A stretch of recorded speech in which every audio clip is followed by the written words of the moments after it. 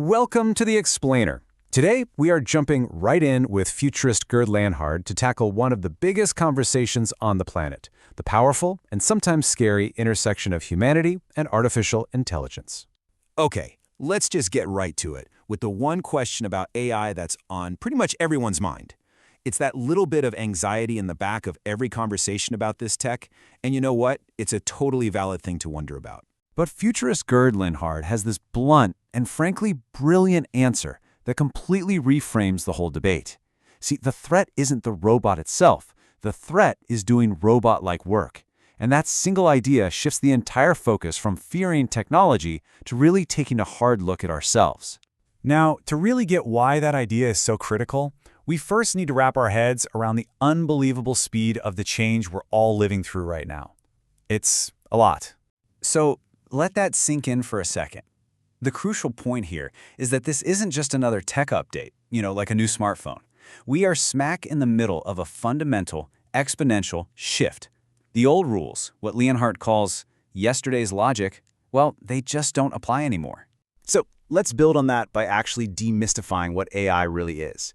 Because to use any tool well, you've got to know what it's for, and just as importantly, what it is not for. At its core, this definition from DeepMind CEO is just perfect. AI is a powerful engine. Its job is to turn raw data into structured logical knowledge. It can read every law book in the world in a second. But does that actually make it a lawyer? Not exactly. And this brings us to the absolute critical distinction between intelligence and consciousness. AI is a master of digital intelligence. We're talking pure, cold logic and problem solving. But we humans, we operate in the realm of consciousness. That's a world of understanding, empathy, imagination, and intuition. Right. So AI is a master of calculation. It can predict the most probable next word in a sentence with incredible speed. But let's be super clear here. That is not thinking. It's pattern matching on a massive planetary scale. They can be programmed to simulate emotions, sure. They can write a poem that sounds sad or generate a picture that looks joyful. But they don't experience any of it. There's no actual joy or fear or compassion behind all that code. And this really gets to the core difference. A machine is a tool. It has no values, no ethics, no moral compass. It doesn't want anything. It just executes commands, period. Now, this fundamental difference between machine calculation and human consciousness, it doesn't reveal a threat. Actually, it reveals our greatest opportunity in this new era. Think of our work like this pyramid.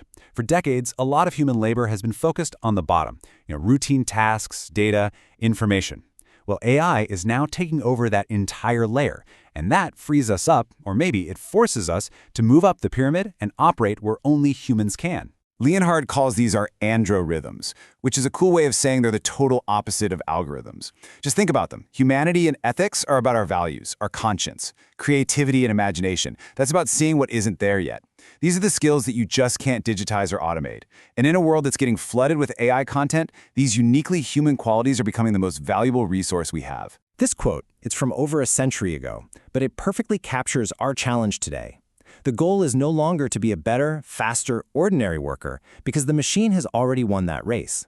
The goal is now to become extraordinary. So what you should take away from all this is not a sense of anxiety about being replaced, but a sense of agency. This isn't something that's just happening to us. This is such a powerful idea, isn't it? And AI is a huge part of that expanded capacity. It's a tool, a power tool for sure, but one that amplifies our ability to solve massive challenges, everything from climate change to disease. Ultimately, the future isn't some pre-written code coming out of Silicon Valley. We have the choice. We decide how these incredible new tools are governed, how they are used, and what kind of world we really want to build with them. And that leaves us with the most important question of all. It's a question not for some distant expert, but for every single one of us. The tool is in our hands. The future is unwritten. So, what will you build?